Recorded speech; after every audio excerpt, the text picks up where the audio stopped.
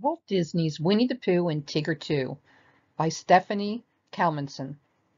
One fine day in the 100-acre wood, Winnie the Pooh was sitting on a comfortable log in his thoughtful spot when suddenly his thoughts were interrupted by a sound he knew very well. Boing, boing, boing. "Hello, Pooh, it's me, Tigger!" exclaimed Tigger, bounding into the thoughtful spot and bouncing Pooh right off his log. T-I-double-G-R spells Tigger. "Yes, I know," said Pooh. "You've bounced on me before." Tigger jumped up and shook Pooh's hand. "Well, I'd better be going now. I have a lot more bouncing to do." Nearby, Piglet was busy sweeping up outside his house. He began to hear a noise, which started off smaller than Piglet himself, but quickly grew larger and larger. Suddenly, the noise turned into Tigger, who bounced Piglet right off his feet. "Oh, Tigger, you scared me," said Piglet. "I did? But I gave you one of my littlest bounces." "I am saving my biggest one for old Longears," Tigger said. He pulled up his ears as far as they would go, trying to look like Rabbit. "Well, I'm glad I got one of your little bounces. Thank you, Tigger," said Piglet. He waved goodbye as Tigger bounced off down the road in the direction of Rabbit's house. "There, that should do it," said Rabbit as he gathered up an armload of carrots from his garden. Then he heard a sound he knew all too well. Boing, boing, boing. "Oh, no," cried Rabbit. "Stop!" But Tigger didn't stop. He bounced Rabbit right off his feet, sending the carrots flying every which way. "Hello, Rabbit, it's me, Tigger," said Tigger. "That's T-I-double-G-R. Oh, please, please don't spell it," moaned Rabbit, sitting up and pushing Tigger away. "Oh, Tigger, won't you ever stop bouncing?" "Why would I? Bouncing is what Tiggers do best." "Hoo-hoo!" exclaimed Tigger, and he started to sing. "Oh, the wonderful thing about Tiggers is Tiggers are wonderful things. Their tops are made out of rubber, and their bottoms are made out of springs. They're bouncy, trouncy, flouncy, pouncy, fun, fun, fun, fun, fun. But the most wonderful thing about Tiggers is that I'm the only one." As Tigger bounced away, Rabbit stomped angrily around his garden, gathering up his scattered carrots. "Something must be done about that Tigger," he said to himself. That afternoon, Rabbit invited Pooh and Piglet to a meeting at his house. "I say, Tigger is getting too bouncy these days," Rabbit began. "Now, I have a splendid idea. We'll take Tigger on an expedition to some place he's never been, and then we'll lose him." "Lose him?" Pooh repeated. Losing someone didn't sound to him like a very friendly thing to do. "Oh, well, we'll find him the next morning," said Rabbit. "But by then he'll be a humble Tigger, a small and sad Tigger. And oh, Rabbit, am I glad to see you, Tigger. It will take those bounces right out of him." He rubbed his hands together eagerly. The next morning crept into the 100-acre wood in a cold and misty sort of way. As Rabbit, Piglet, Pooh, and Tigger set off on their expedition, the mist was so thick they could hardly see their feet at the ends of their legs.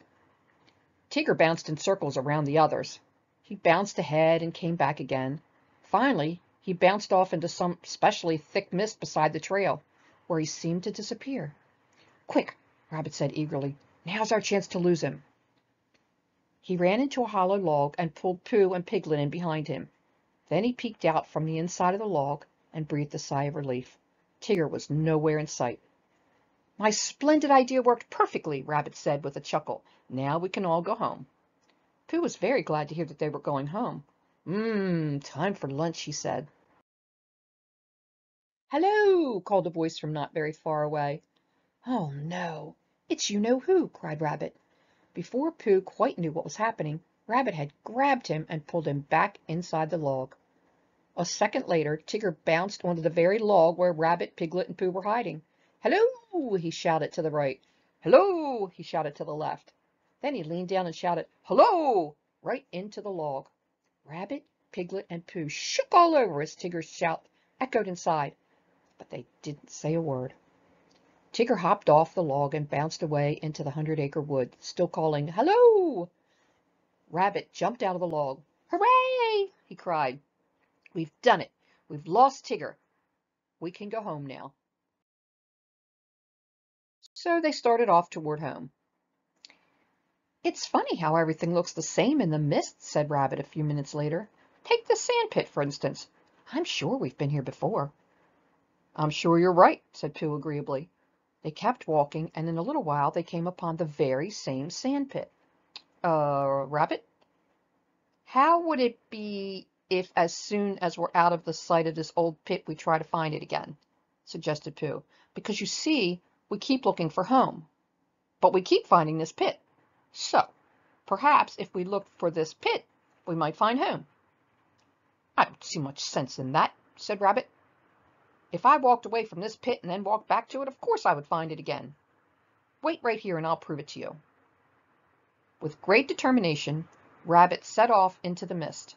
Pooh and Piglet sat down in the sand pit to wait for him to return. They waited and waited and waited. Piglet fell fast asleep, leaning against Pooh's tummy. Suddenly he was awakened by a grumbling noise. "What was that?" asked Piglet, jumping up. "Why, I believe that was my tummy rumbling," said Pooh. "I'm awful hungry. I think we should go home and have lunch." Do you know the way, Pooh?" asked Piglet. "Well, I have 12 pots of honey in my cupboard that my tummy very much wants to find. So, we can simply follow my tummy home," Pooh explained. Piglet tried to be as quiet as possible so that Pooh's tummy could concentrate. Then, just as Piglet began to know where he was, boing, boing, boing, it was Tigger. He bounced into Pooh and Piglet, rolling them over and over. "Hello there, you two," he said. "Where have you been?" "We've been trying to find our way back home," said Pooh. "But we seem to have lost Rabbit somewhere in the mist," added Piglet. "Leave it to me," said Tigger. "I'll bounce him right out of there in no time." Oh, at that very moment, Rabbit was just about as lost as a rabbit could be. He was so scared that he was trembling from the tops of his ears all the way down to the tips of his toes. Little noises that he wouldn't even have noticed on a sunny day, when he was with his friends, suddenly sounded loud and frightening. Soon Rabbit was so scared that he couldn't stand it any more. He ran away as fast as his legs would carry him. He wasn't looking where he was going and ran straight into... "Tigger!" cried Rabbit. "You're supposed to be lost!" Rabbit couldn't remember ever being so happy to see Tigger before. "Lost? Tiggers never get lost," said Tigger. "Come on, Rabbit, let's go home. Hang on." Tigger placed his tail in Rabbit's hands, then bounced off toward home. Rabbit held on tight as he was carried along through the mist and the mud. He was now a thoroughly humiliated rabbit, a lost and found rabbit. Oh, why do these things happen to me, Rabbit?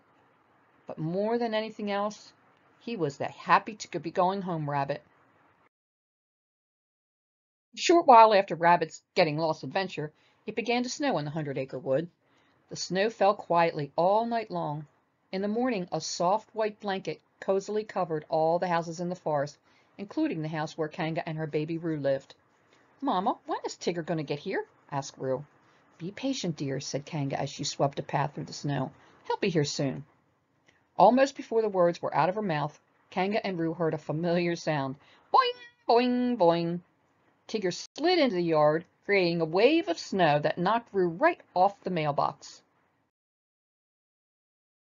"Here I am," said Tigger. "Did I surprise you?" "You sure did," said Roo. "I like surprises. I like bouncing, too." "I know," said Tigger. "That's why I'm here. I've come to take you bouncing with me." "Hooray!" said Roo. "I'm all ready." Roo and Tigger said goodbye to Kanga, and then Tigger led the way out of the yard with his great big bounces. Boing, boing, boing. And Roo followed right behind him with his very little ones. Boing, boing, boing. When Tigger and Roo had gone a short distance into the forest, Tigger called, "Hey, look, Roo, it's old Longears." Sure enough, Roo spotted Rabbit up ahead, gliding happily across the frozen pond. In fact, Rabbit was enjoying his skating so much that he didn't even see Tigger and Roo. "Can Tiggers ice skate?" asked Roo. "As fancy as Mr. Rabbit can?" "Ho, ho, ho," said Tigger. "Ice skating is what Tiggers do best. Watch." Tigger bounced onto the pond. "Whee! This is easy," he said as he slid across the ice. First he skated on one foot, then the other. Next he tried to skate on the tip of his tail. Oh, that's when he started wiggling. and wobbling and sliding faster and faster across the ice, straight toward Rabbit. "Look out!" Tigger cried. "I can't stop." When Rabbit turned and saw Tigger heading his way, his eyes grew very wide. He threw up his hands. "No, no, don't!" he shouted. But Tigger, who had very little choice in the matter, just kept on coming. He crashed right into Rabbit, then slid into the snow. Rabbit went flying through the front door of his house, knocking over everything inside. "Why does it always have to be me?" moaned Rabbit. "Why, oh why, oh why?" "Yuck!" Tigger said, spitting out a mouthful of snow. Tiggers do not like ice skating. Tigger and Roo left Rabbit and bounced farther into the 100-acre wood. "I bet you're good at climbing trees, huh, Tigger?" asked Roo. "Ho, ho, ho!" laughed Tigger. "That's what Tiggers do best. Only Tiggers don't climb trees, they bounce them. Come on, I'll show you." With Roo sitting on his shoulders, Tigger bounced from branch to branch to branch, up to the very tippy top of the very tallest tree he could find. "Pretty good bouncing, huh?" said Tigger, looking down. But when he saw how far he was from the ground, he wrapped his arms around the tree trunk and closed his eyes tight. "Oh, wait just a minute. How did this tree get so high?" Suddenly he felt a tug on the end of his tail and looked down to see that Roo was swinging back and forth from the end of it. "Stop that, kid, please," begged Tigger. "You're rocking the forest."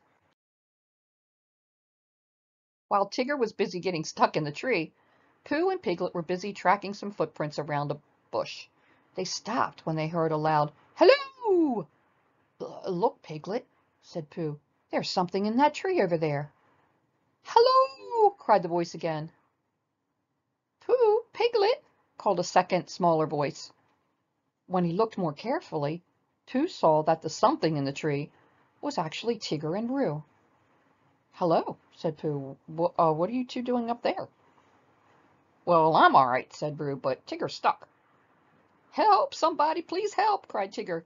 "Get Christopher Robin!" It wasn't long before Christopher Robin arrived, with Kanga and Rabbit right behind him. "My goodness," said Kanga, looking up. "How did you get way up there, Roo?" "It was easy, Mama. We bounced up," said Roo. "But now Tigger's stuck." "That's too bad," said Kanga. "No, that's good," said Rabbit happily. "Tigger can't bounce anybody as long as he's stuck up in that tree." "We can't just leave him up there. We have to get them both down," said Christopher Robin firmly. "Now everyone take hold of my coat. Ready? Okay, you're first, Roo. Jump." "Oh, try not to fall too fast, dear," Kanga said. "Here I come. Whee!" cried Roo as he tumbled down through the air. He landed safely in the middle of Christopher Robin's coat and then popped right into Kanga's arms. "That was fun," said Roo. "Come on, Tigger, jump."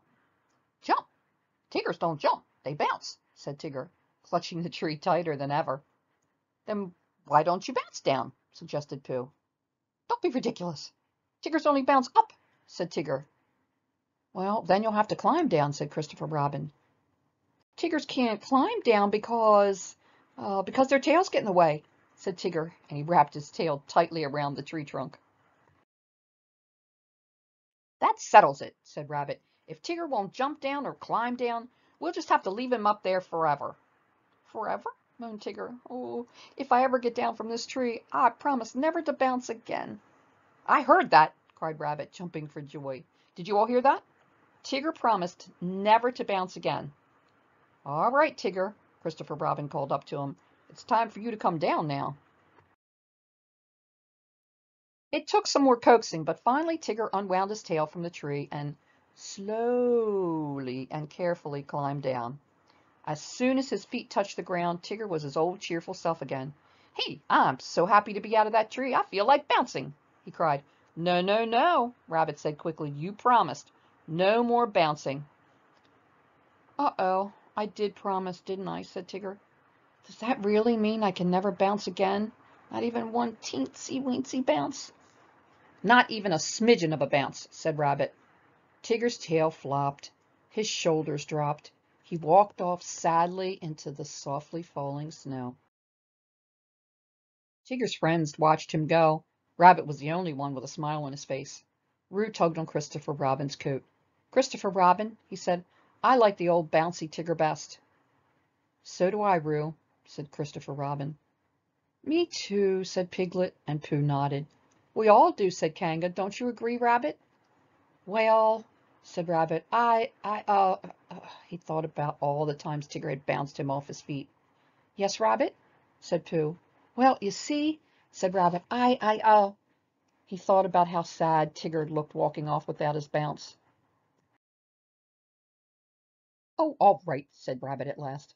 "I guess I like the old Tigger better, too." "Oh, boy!" shouted Tigger, who had heard Rabbit from far away. He returned with a quick bounce and knocked Rabbit off his feet. "You mean I can have my bounce back?" He picked Rabbit up and hugged him. "Come on, Rabbit, let's bounce together." Rabbit couldn't believe his ears. "Me bounce?" he said. "Sure," said Tigger. "Look, you've got the feet for it." "I do?"